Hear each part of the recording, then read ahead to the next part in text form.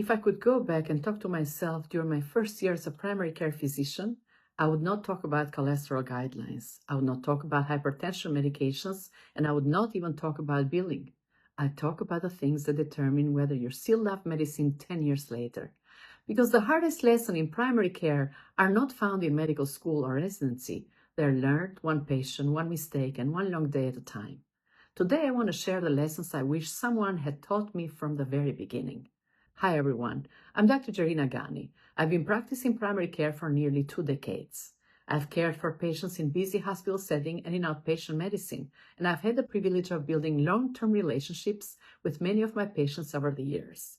Looking back, there are so many things I wish I had understood earlier, not because I was a bad doctor, but because experience teaches lessons that no textbook ever can. If you're a resident, a new attending, or even years into practice, I hope these lessons help make your journey a little easier. I spent years thinking that becoming a better doctor meant learning more medicine. Looking back, I realized that some of the most important lessons had very little to do with medicine itself.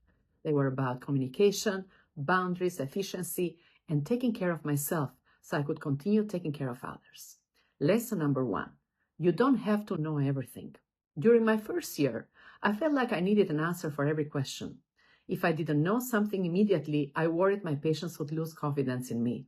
Over time, I realized something important. Patients don't expect perfection, they expect honesty.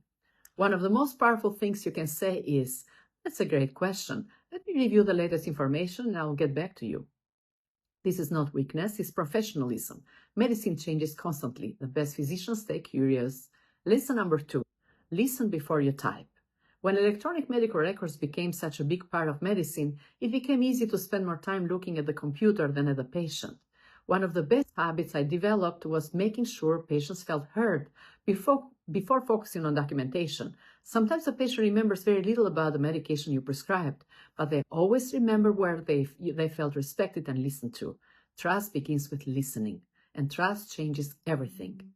Lesson number 3, your relationship with patients matter more than you think. One thing that has brought me to the greatest joy is caring for patients over many years. I've watched children grow into adults. I've celebrated recoveries. I've supported families through difficult diagnoses and heartbreaking losses. Those relationships remind you why you choose medicine. Never underestimate the value of kindness, consistency, and compassion. Patients may forget what you said. They rarely forget how you made them feel. Lesson number 4, boundaries make you a better doctor. Early in my career, I thought saying yes to everything made me a better physician. Extra work, extra messages, extra responsibilities. Eventually, I realized something. You cannot pour from an empty cup. Protecting your own health allows you to care for others more effectively. Rest is not selfish, it's necessary. Lesson number 5, don't measure your worth by productivity. Medicine often rewards numbers, patients seen, RVUs, inbox clear, chart completed, but your value as a physician is not measured only by productivity. Sometimes your greatest impact comes from sitting with a frightened patient for a few extra minutes, or making a difficult diagnosis that changes someone's future. Never forget that behind every chart is a person who trusts you with their health. That's a privilege. Lesson number 6, learn the business side of medicine. This is something I wish someone had emphasized this much earlier. Most of us receive excellent clinical training, but very little education about documentation, coding, efficiency, or practice management. Understanding these skills doesn't make you less compassionate. It helps create a sustainable career. When physicians are appropriately compensated for the work they already do, they experience less financial stress and often regain a greater sense of control over the career. Learning this earlier would have saved me countless hours of frustration. Lesson number 7, your career is a marathon.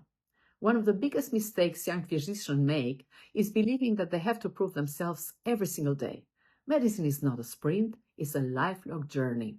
Take care of your health, protect your relationships, keep learning, celebrate small victories, and remember that becoming an excellent physician happens gradually, patient by patient, year after year. Final thoughts.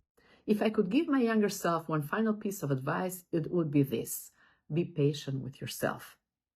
You'll make mistakes. You'll have difficult days. You'll question yourself more than once. But every patient you care for will teach you something.